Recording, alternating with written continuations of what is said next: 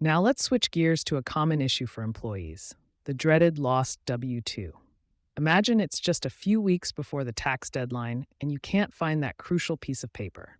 This is the lost W-2 scenario. As a reminder, your W-2 shows your wages, salaries, and how much tax was withheld during the year, essential info for filing your taxes. So, Taylor, what steps should an employee take if they haven't received their W-2 by the deadline, which, as a reminder from our reference article, is January 31st?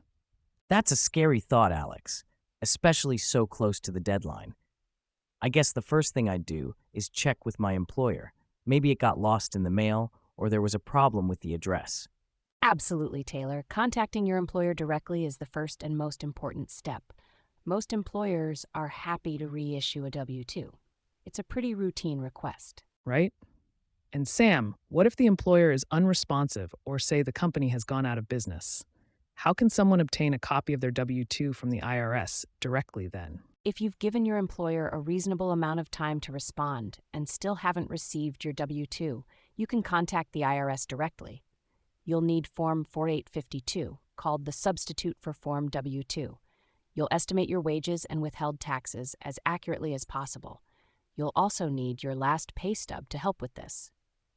So, if I understand correctly, Form 4852 is a backup plan, and it's important to try getting the W-2 from my employer first.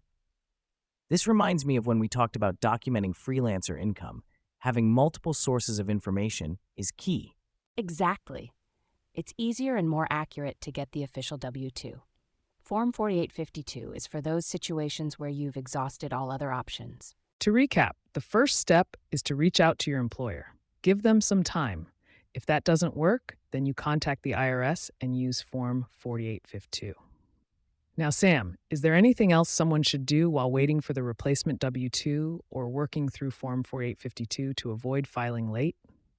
Yes, a good idea is to file for an automatic 6-month extension using Form 4868. This gives you more time to get your W-2 without incurring penalties for late filing. But remember, this extension is for filing your return, not for paying any taxes owed. You still need to estimate your tax liability and pay what you think you owe by the original deadline.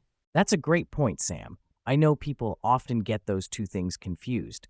So even with the extension, it's crucial to pay what you estimate you owe on time to avoid penalties. Exactly right, Taylor. It's always better to overestimate and get a refund than underestimate and face penalties. So, key takeaways here. If you've lost your W-2 or haven't received it, contact your employer immediately. If that fails, you have options.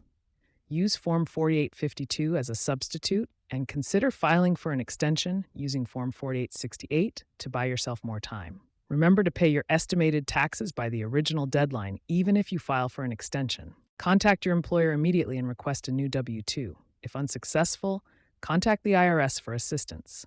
Don't delay. Now, once you've gathered all your tax documents, including that sometimes elusive W-2, the next big decision is how to actually file.